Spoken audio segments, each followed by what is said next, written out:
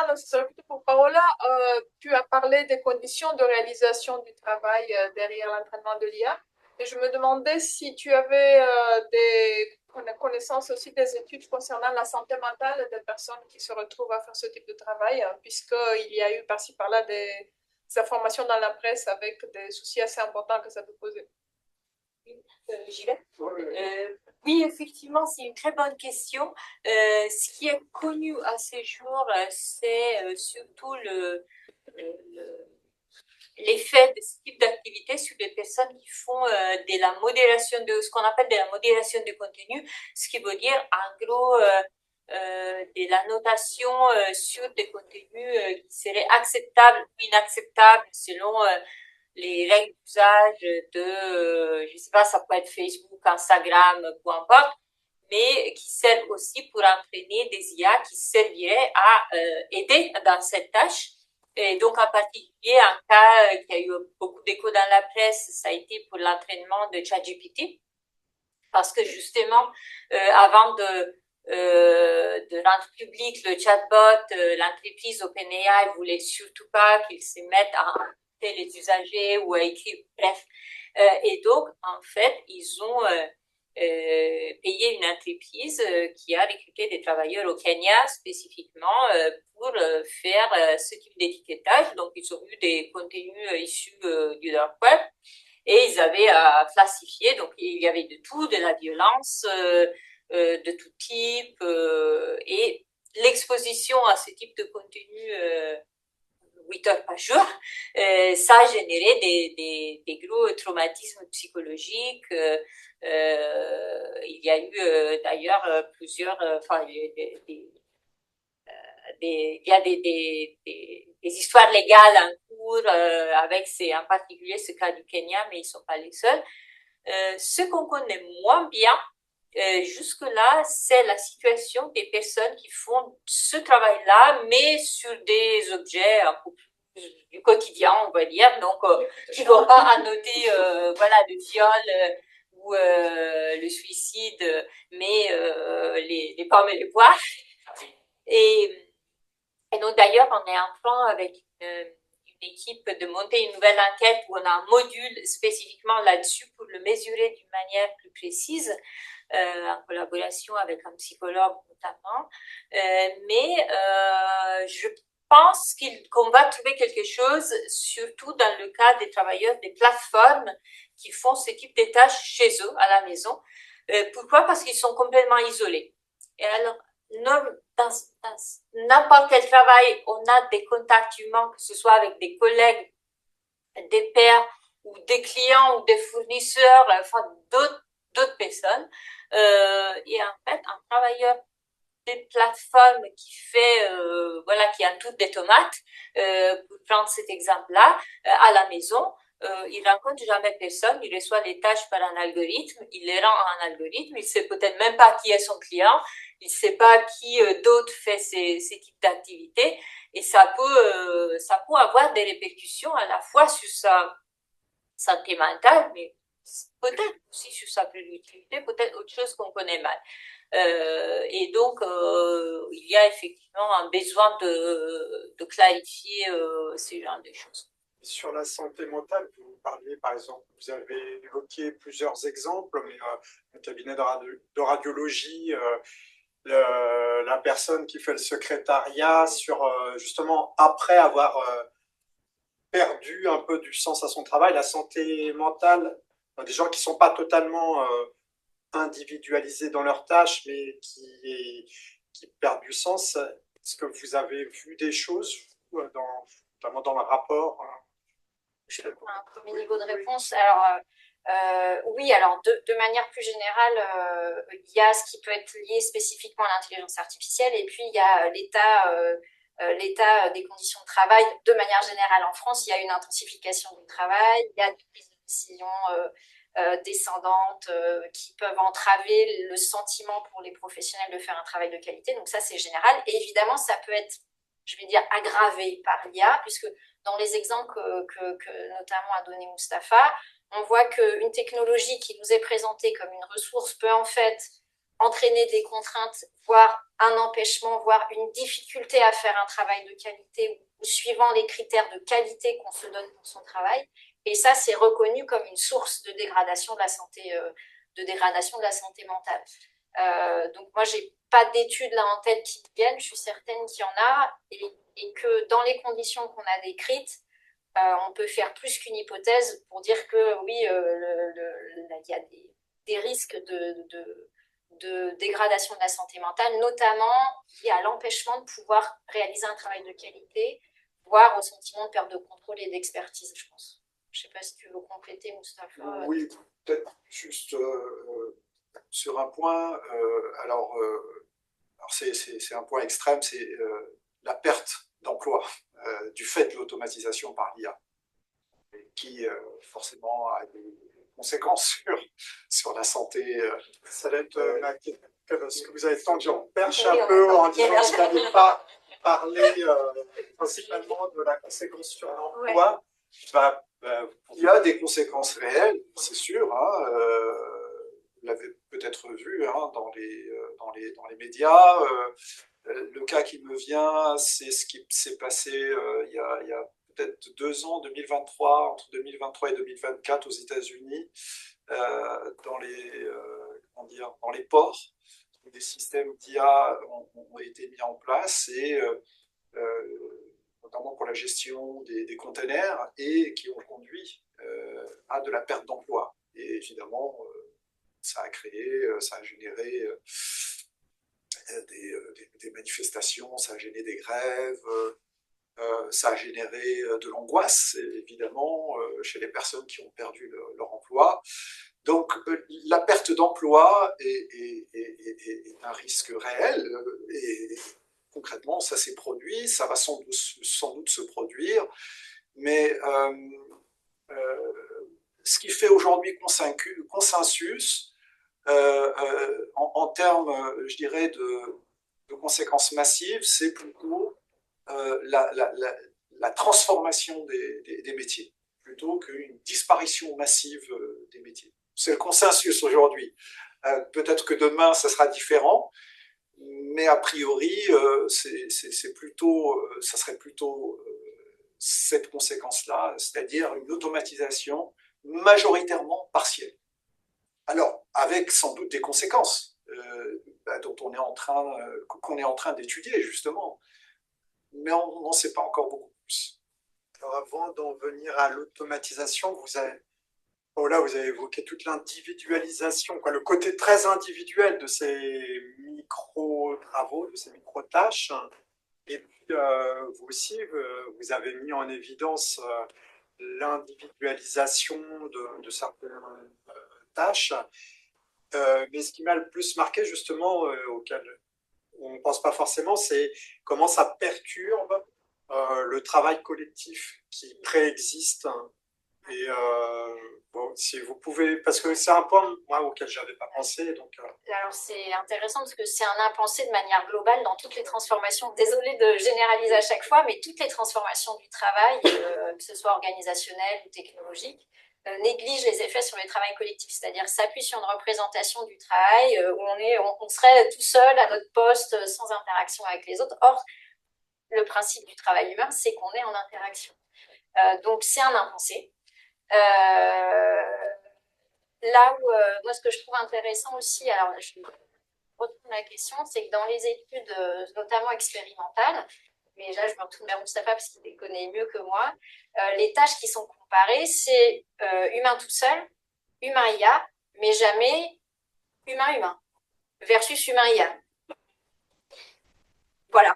Donc on ne pense pas les conséquences sur le travail collectif. Or, ce qui fait la performance, c'est ces possibilités de travail en commun. Alors, il y a l'exemple des secrétaires médicales et radiologues, il est assez frappant. Il n'y en a pas d'autres qui me viennent, parce qu'il y a quand même, dans le système de détection de fractures, il y a quand même quelque chose, du coup, l'IA, il vient, par exemple, dans les services d'urgence pour pallier le manque de radiologues et soutenir les internes. Et du coup, l'interne se retrouve encore plus seul avec son système d'IA pour interpréter les images potentielles. Et il n'y a plus l'entraide et la coopération, et quelque part la transmission de compétences, pas la transmission de compétences, mais l'aide au développement de compétences entre un interne et un expérimenté ou un radiologue qui pourrait lui expliquer les raisons de tel ou tel diagnostic.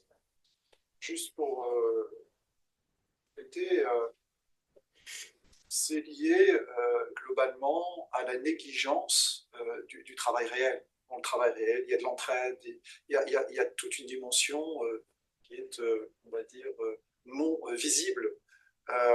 Et le travail collectif en fait partie de cette dimension-là.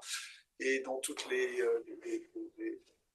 projections spéculatives, y compris dans les travaux des économistes, cette dimension du travail réel est complètement ignorée. Dans les travaux des économistes, on va considérer des métiers sous l'angle des tâches prescrites. On va prendre ces tâches, on va leur associer des aptitudes cognitives, par exemple, et puis on va prendre les capacités de tel ou tel système d'IA, et puis on va se poser la question dans quelle mesure ça va automatiser ou pas. Mais on ne tient pas du tout compte, justement, de tous ces aspects-là, on va dire, invisibles du travail, qui sont importants. On ne tient pas compte non plus des choix organisationnels.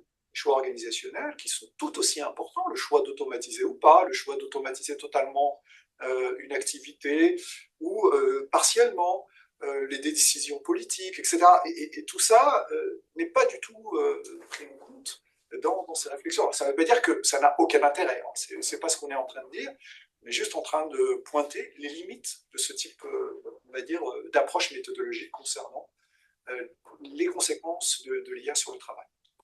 Nous avons une question online. Donc, quelqu'un demande si l'IA d'aide aux radiologues dont vous avez parlé, si cette IA est fonctionnelle aujourd'hui, est-ce qu'il faut toujours une assistante pour corriger ces erreurs et intervenir Alors oui, c'est là l'exemple qu'on a donné sur l'introduction du système à dicter à reconnaissance vocale, c'était en situation réelle de travail. Donc c'est un outil qui est déjà adopté, c'est un outil qui est déjà déployé. D'accord. Avec là, on a beaucoup insisté sur les conséquences sur le travail collectif et le travail, l'appauvrissement du travail des secrétaires médicales, mais il y a évidemment aussi une transformation de l'activité individuelle du radiologue qui dicte et qui doit transformer son langage pour que ce soit compréhensible, appauvrir la grammaire, etc., avec tous les effets que ça a. Donc oui, c'est même répandu, de même que les systèmes de détection de fractures dont on a peut-être moins insisté, mais qui sont dans des centres, soit des CHU, soit des cliniques privées, soit des cabinets privés. Ouais.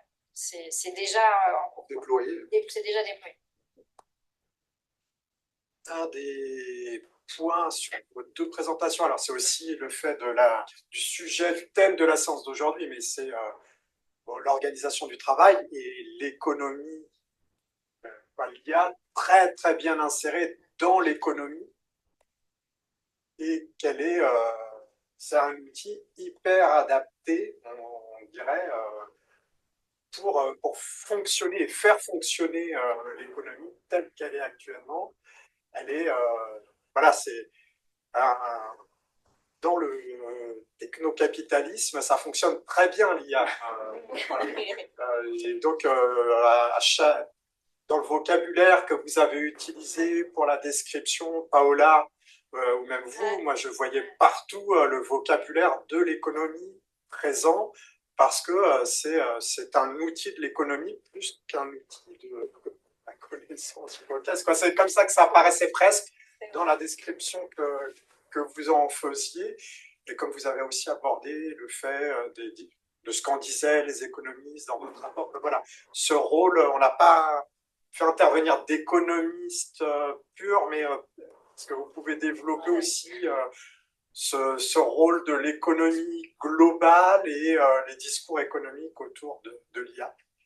Je peux commencer. Oui, moi, je dois dire que je l'ai fait assez exprès de présenter l'IA non pas dans son aspect d'aventure intellectuelle, si vous voulez, mais dans son aspect économique, qui est peut-être moins bon. Donc, certainement moins romantique ou moins, peut-être moins attractif, mais qui est bien réel. Et qui est bien la raison pour laquelle il y a tout ce engouement de l'IA aujourd'hui. Il y a des investissements énormes, publics et privés d'ailleurs, qui vont vers l'IA dans tous les sens. Et donc, c'est quelque chose qui a un rôle dans nos économies. Qui est très fort et qui, bon, pour l'instant, il n'a pas l'air de disparaître très vite. On va voir si est-ce que c'est ridicule, est-ce que ça va durer, on verra. Mais en ce moment, ça joue un rôle assez fondamental. Donc, dans mon esprit, c'était absolument l'intention. Et puis, j'ai aussi souligné là aussi assez exprès. Comment, en fait, si on regarde l'IA au moins du côté de sa production, ben, en fait, on retrouve des tendances, des pratiques qu'on a déjà vues dans toute l'histoire de la globalisation, de la mondialisation, l'IA français, pardon, des 20-30 dernières années. C'est les mêmes pays qui fournissent les matières premières ou les produits intermédiaires à d'autres secteurs qui font la même chose que l'IA. Ça va vers du nord global vers le sud global. Enfin, c'est vraiment les mêmes perspectives et ça nous fait réfléchir au fait que pour tout, même malgré tous les discours de l'IA comme disruption, comme changement, en fait, il y a toute une partie qui la met en œuvre et qui en fait est totalement ancrée dans le présent en fait, enfin dans l'expérience présente et récente.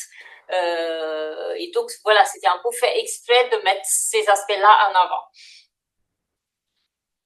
Juste pour ajouter quelques points, il y a clairement aujourd'hui, à l'échelle mondiale, une volonté de faire de l'IA un instrument pouvoir, un instrument économique et un instrument aussi de pouvoir militaire. Ça, c'est évident, à travers les investissements que tu viens d'évoquer par là. Sur le plan économique, il y a beaucoup d'études. Alors là aussi, ce sont des études, on va dire, spéculatives, qui montrent que finalement, les gains d'un point de vue économique seraient plutôt, avec l'IA, seraient plutôt marginaux. Et là, je pense notamment aux travaux d'Aaron Acemoglu, l'économiste américain qui a eu le prix Nobel, justement, d'économie récemment pour ses travaux sur les liens entre technologie numérique, IA et productivité.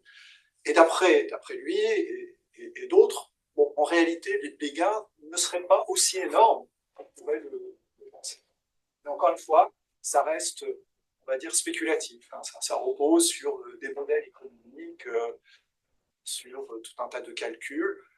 Bon, ce qui est sûr, et d'ailleurs, c'est ce que dit Daron Acemoglu, c'est que les effets de l'IA, de façon générale, dépendront de toute une série de choix qui seront faits au niveau politique, économique, etc. Ce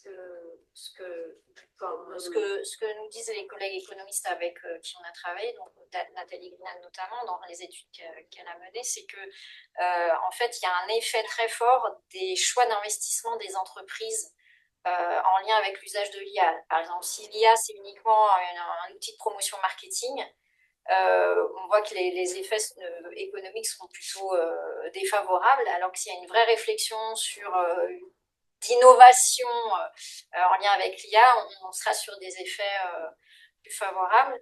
Et sur les questions d'emploi, ce que nous disent là aussi ces collègues économistes en lien notamment avec c'est des signaux faibles, c'est qu'il y a beaucoup d'effets sur l'emploi qui sont faits en anticipation par une instrumentalisation de ce qu'on raconte sur l'IA pour faire passer des réductions de masse salariale. Voilà. Mais du coup, le discours auto-entretient les effets. Voilà, c'est... Oui, une opportunité. Je repose, c'est presque la même question. C'est sur, en fait, la période actuelle avec l'IA qui est beaucoup mise en avant, à la fois dans les discours et qu'on fait intervenir dans les entreprises. Et avec à ce moment-là précis, est-ce que c'est un moment crucial de l'évolution de nos organisations, de nos sociétés, du technocapitalisme, et qui transforme rapidement et en profondeur toutes les organisations, non seulement les outils de travail, les relations sociales, les relations de pouvoir, les relations à la nature, vous avez évoqué tout un tas de relations, ou est-ce que finalement c'est toute petite modification incrémentale, comme il y en a eu plein par le passé, et qu'on est plus dans l'affichage et l'effet d'annonce, et que c'est pas révolutionnaire, mais c'est des micro-évolutions qui sont dans un sens qui existait déjà par le passé. Voilà, est-ce que c'est un moment révolutionnaire ou un moment continuité de dans la l'automatisation continuité qui continue de faire fonctionner le système quasiment à l'identique en modifiant légèrement? Alors, je commence et puis vous compléterez. Beaucoup voient l'IA comme une prolongation de l'automatisation. Voilà. Et dans ce qu'on a dit tous, je pense qu'il y a le côté l'IA.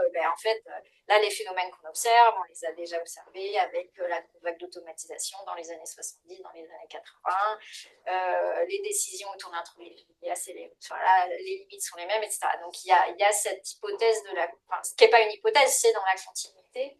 Après, moi, je ne suis pas capable de dire si là, on va observer des effets de rupture. Par contre, ce qui m'inquiète en tant que chercheur spécialiste des activités humaines, c'est l'effet sur la créativité, le rôle, la transformation du rôle du langage dans la structuration de la pensée, dans la construction des connaissances, de l'expertise. Moi, je vois un risque, et je ne suis pas capable de dire, mais peut-être que ça fallait plus, si c'est un risque prépondérant à d'autres phénomènes, d'autres situations d'automatisation. Tu as l'exemple, par exemple, des pilotes que tu évoquais, ou quand il y a eu l'automatisation du pilotage d'avion, en fait, l'organisation a prévu des moments où les pilotes reprenaient la main justement pour continuer à construire leur expertise et pouvoir pallier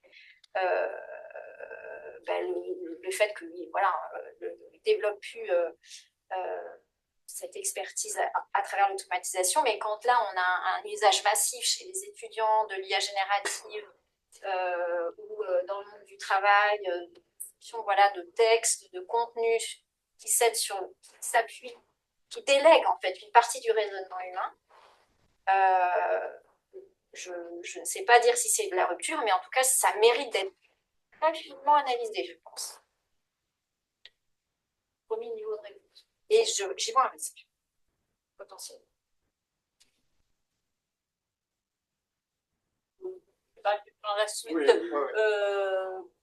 de mon côté, je tends à être très prudente avant de dire qu'on est face à un changement de rupture à un certain niveau. Parce qu'on est très confondu en ce moment par la rhétorique, par le marketing, par un discours ambiant qui tend en fait à survendre ce qui est disponible et on peut facilement se tromper.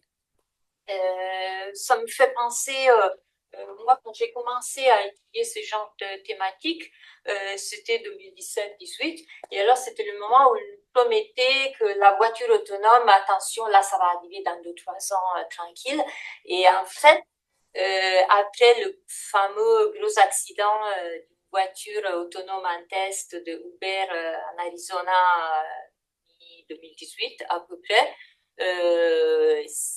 l'investissement là-dedans, il a ralenti énormément et ils se sont lancés sur le modèle de langage. Donc, qui existait déjà avant, bien sûr, mais qui, après, ont reçu, après, ont été la pointe de l'innovation en IA, en deep learning.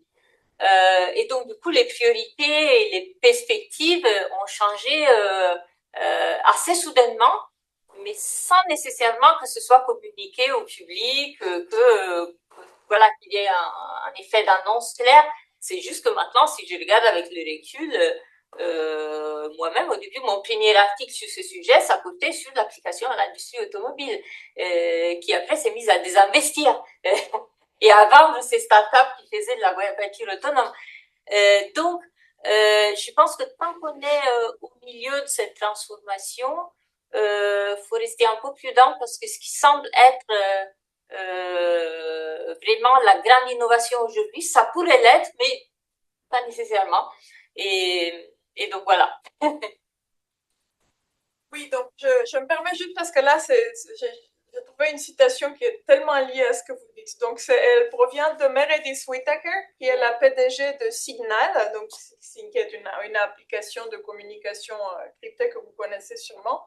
Donc, je cite une citation exacte, je peux vous communiquer le pointeur après, mais elle dit « Il faut comprendre que l'industrie du capital d'investissement, capital risque, est une industrie qui nécessite de survendre.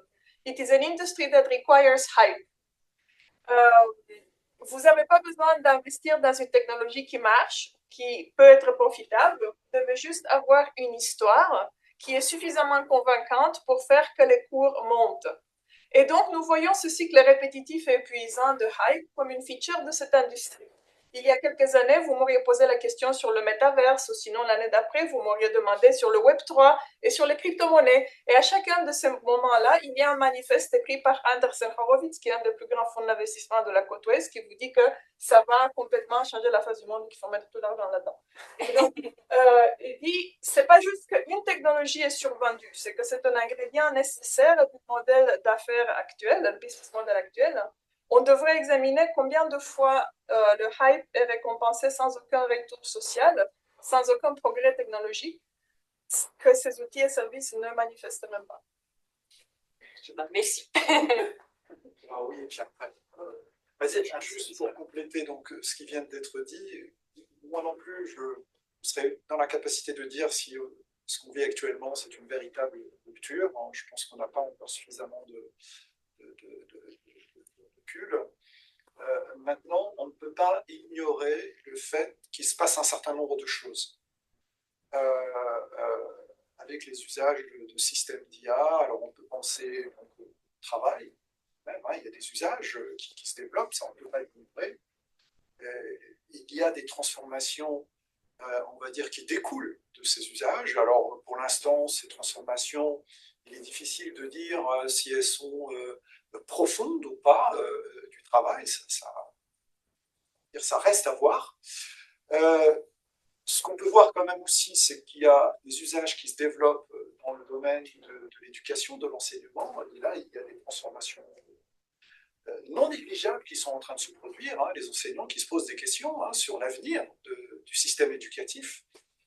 Est-ce que c'est une rupture? Peut-être, peut-être pas, je ne sais pas, mais en tout cas, il y a des questions très sérieuses qui se posent, et pour rejoindre ce que disait Laure, de ce point de vue-là, on peut quand même avoir des craintes concernant, je dirais, le futur de l'expertise humaine, le futur du développement des compétences, le futur de la pensée critique, parce qu'on voit quand même que de plus en plus d'étudiants utilisent des systèmes d'IA générative, on voit des effets qui ne sont pas, on va dire, positifs, hein, clairement, donc c'est un risque. Maintenant, après, peut-être qu'à partir de l'identification de ces risques, il y aura, je ne sais pas moi, des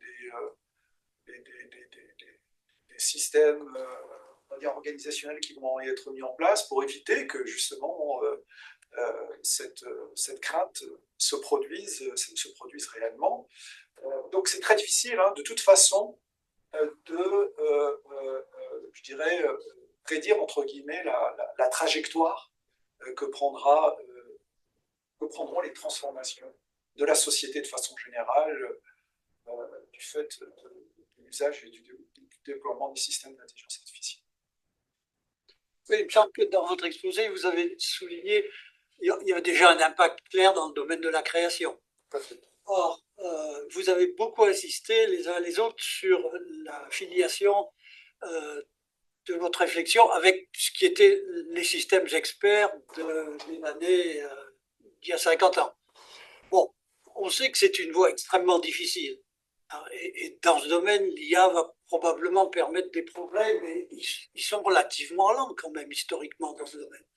Par contre, vous avez sur l'image derrière vous un domaine auquel vous n'avez pas du tout fait allusion, c'est la conception assistée par ordinateur. Et là, création combinée avec les progrès de la création assistée sur ordinateur, je pense qu'il y a vraiment moyen d'une rupture. Derrière vous, enfin, toute la microélectronique a complètement, les progrès de ces 50 dernières années, c'est entièrement basé sur la conception assistée par ordinateur. Sans ça, ça n'aurait jamais marché. Accessoirement, la conception aéronautique, aller chez Dassault, aller regarder les systèmes qu'ils utilisent pour la conception de leurs avions, là encore, l'intelligence artificielle va forcément conduire à d'énormes progrès. Prise en compte des phénomènes physiques comme on n'arrivait même pas à le faire jusqu'à maintenant, c'est clair. Bon, c'est une remarque. Mais il y a ces deux courants et vous avez peut-être un peu négligé ce deuxième courant. Effectivement, on n'a pas abordé ce point-là. On pourrait aussi parler de la cybersécurité où l'IA est de plus en plus... C'est en termes d'industrie, quoi, en termes, pour rester dans le domaine de l'industrie. On n'a pas parlé non plus de l'utilisation de l'IA dans le domaine de la recherche. Oui, non, là aussi, c'est du travail, la recherche. Restons dans le domaine de l'industrie. Ça sera la semaine, dans le 31, la prochaine séance, on parlera de la recherche. Et là aussi, il y a des progrès formidables qui sont réalisés actuellement grâce à l'IA, et ça soulève aussi tout un tas de questions concernant l'évolution des petits chercheurs. Là aussi. Et vous avez parlé de repenser les rapports de force. Et sachant que l'IA contribue à l'individualisation et peut-être justement à un affaiblissement de l'organisation collective, repenser les rapports de force, là on s'imagine que le contexte il va changer, mais on s'imagine qu'il va affaiblir la partie collective par rapport aux autres parties prenantes. Oui, là encore, c'est une question qui renvoie plus généralement à l'état de l'organisation du travail, notamment en France. Je ne saurais pas j'ai pas envie de vous dire oui, on va vers plus d'individualisation, donc les discussions collectives et le poids sur les prises de décision vont s'affaiblir. Néanmoins, il y a quand même de manière générale en France, avec les lois de travail, un affaiblissement du rôle des partenaires sociaux, qui sont encore à l'heure actuelle je vais dire les contre-pouvoirs quand même, sans être trop simpliste, face à des prises de décision top-down et parfois obéissant à des rationalisations financières. Donc, il y a un risque de manière générale. Dire que ça va être accru par l'IA, ça je ne peux pas. Par contre, ça fait là aussi bien longtemps que les collègues qui s'intéressent au rôle des organisations contemporaines du travail pour affaiblir les collectifs de travail et donc les possibilités de négociation, ça c'est une réalité, notamment en France. Donc peut-être que l'IA sera un petit catalyseur supplémentaire de ça, ou au contraire, et c'est pour ça que les partenaires sociaux se mobilisent quand même sur ces questions, donnera la petite impulsion, enfin pas la petite impulsion, la grosse impulsion pour qu'il y ait une... je m'exprime pas bien, mais une volonté collective de faire face en fait aux risques potentiels. Ce qu'on peut dire aussi, c'est qu'il y a des règlements qui commencent à apparaître et qui visent justement à rétablir ce rapport de force. Il y a de nombreux accords de branche autour de l'IA qui se sont construits là récemment, qui sont plutôt favorables, on va dire. Alors, c'est loin d'être parfait, mais en tout cas, on sent qu'il y a une évolution plutôt positive de ce côté-là. Il ne faut pas oublier un certain nombre de directives européennes. Il y a les AI Act, la réglementation européenne. Donc il y a quand même des choses qui se mettent en place. Les syndicats s'organisent aussi. Nous avons, il y a quelque temps, assisté à une une journée organisée par EFO sur l'IA, un petit peu en marge de les iSummit qui avaient eu lieu. Donc il y a quand même, voilà, il y a de la mobilisation. Je pense, de toute façon, cette mobilisation va être nécessaire pour faire face à ce qui arrive. Et sur ce point-là, quand même, concernant ce qu'on disait à propos des questions de rupture, il y a beaucoup d'inquiétudes chez les salariés. Et chez les organisations syndicales. Les organisations syndicales. Donc, je pense qu'on ne peut pas complètement ignorer le fait que quand on les écoute, ils viennent du terrain quand même. La situation est moyennement... l'IA produit aussi de la peur. Voilà. Oui, il y a mais des craintes justifiées, parfaitement légitimes. Et je pense que c'est important de les écouter. Alors, peut-être pour faire le lien entre cette séance et la prochaine séance, parler de l'impact de l'IA sur le travail des chercheurs et des chercheuses. Vous avez parlé, vous l'avez évoqué tout à l'heure, on a parlé aussi vous avez parlé de l'effet sur la créativité, des problèmes d'explicabilité de l'IA, donc par rapport à la compréhension qui était un des aspects du travail de la recherche académique, ça aussi ça pose question, le côté boîte noire, on n'arrive pas à expliquer. Donc, qu'est-ce qu'on peut dire justement sur l'impact de l'IA sur le travail dans la recherche, ou on va dire dans recherche y compris industrielle, pas que académique. Recherche et développement, est-ce que vous avez eu l'occasion de voir des choses, de discuter de choses un peu plus spécifiques dans...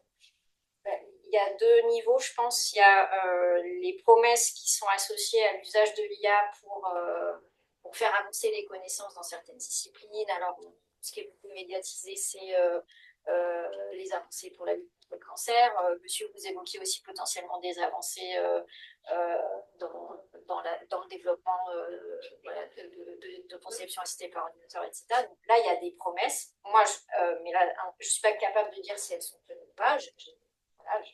J'ai envie d'y croire, pas. Voilà. Dans le traitement d'image, il y a beaucoup de choses. Dans la génétique, il y a beaucoup quand même de promesses qui ont l'air séduisantes, mais je ne suis pas compétente pour dire si elles sont tenues. Après, il y a plus dans nos activités quotidiennes de chercheurs ce que ça peut transformer. Moi, je n'ai pas vu d'études, je suis certaine qu'il y en a. On en a discuté au repas de midi, donc on peut relater ça, mais ça n'est que nos quelques expériences. En gros, les points de vue qui ont été exprimés, c'est comme tous les emplois, le métier de chercheur, d'enseignant-chercheur s'intensifie et on a des injonctions à produire du texte, à produire du rapport, à répondre à des appels d'offres. Et donc, certains collègues, du coup, pour répondre à ces injonctions, vont avoir tendance à automatiser une partie de ces tâches. Donc on peut faire l'hypothèse que derrière, ce sera aussi l'évaluation de ce qu'on va nous-mêmes produire en utilisant l'IA pourrait être là aussi automatisé. Bon, voilà. Et après, il y a un autre point qu'on a discuté qui est en quoi ça vient questionner aussi le sens de notre travail. Et là, je vais parler en tant qu'individu chercheur. Moi, ce qui m'intéresse dans mon travail, c'est une partie de notre travail, c'est de produire de la connaissance, souvent textuelle, des écrits. Et cette activité de production aide à penser, aide à structurer sa pensée. Et c'est pour moi ce qui fait sens dans mon travail. Et je pense pour d'autres collègues qui ont dit ça ce midi. Si on m'enlève ça, quelque part, on me prive d'une valeur que j'accorde à mon travail. Mais c'est mon point de vue individuel. Et voilà, on pourrait en discuter. Si je peux rajouter un point, pour rebondir sur la question de l'économie qu'on a abordée tout à l'heure, il y a quand même, en effet, je pense collectivement, peut-être pas tellement sur moi-même ou vous, nous intéressons à ces sujets, mais en fait, aujourd'hui, si on est un chercheur ou une chercheuse et on veut avoir un financement pour faire un projet, il faut mettre le mot IA dedans, parce que sinon c'est difficile. Alors, comment dire, ça... cette orientation, cette hype dont on a parlé tout à l'heure, ça oriente aussi les choix de financement des travaux de recherche, peut-être aussi des programmes d'enseignement, ce qui va orienter le travail de beaucoup d'entre nous. Peut-être nous, ici, dans cette salle, on n'a pas trop ressenti négativement cela parce que ça nous aurait intéressé naturellement, mais pour d'autres, ça peut être une contrainte ou un problème. Ça, c'est vraiment très important parce que nous, il y a quelques années, en tout cas en tant qu'algorithme qui intervenons beaucoup dans l'industrie, il y a une grosse masse de financement qui était sur la robotique collaborative. Pendant une dizaine d'années, voilà, on a été capté, comme tu le dis, par cette question. Et maintenant, c'est has-been, c'est l'IA. Donc, ça oriente quand même, en effet, à un point de vue plus macro, ça oriente quand même les thématiques de recherche et on se met tous les doigts sur la couture du pantalon.